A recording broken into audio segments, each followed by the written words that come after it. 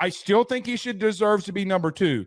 I think that there's some context that's got to be thrown into this too. I think it's fair to bring up the questions that you're bringing up, but where I stand with him is where he's taking Texas. Like I'm not a fan of when we do these lists just to really only look at how things were and how they've been up until this point. Like we have to expand further and go, okay, what's the direction of this? None of these guys are retiring tomorrow. There is no Nick Saban in this circumstance that is going to decide that he's stepping down tomorrow unless something crazy happens. Sark took what was a show of a Texas program to the point where, I mean, we play the sound every single time we come back from commercial. They were a mess.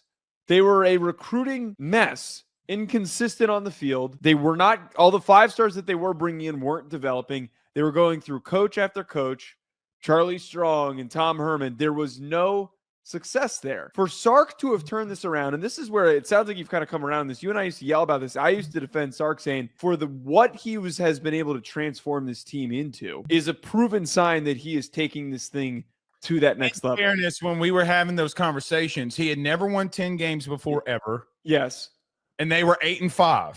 My defense for him when he went 8-5 after a rough first season, and even after the first rough season, was it takes a lot to try and reshape your roster. One of the things that we heard from that first season is that there was nonsense going on the team bus and in the locker rooms, that nobody was locked in. There was the damn stripper monkey that happened.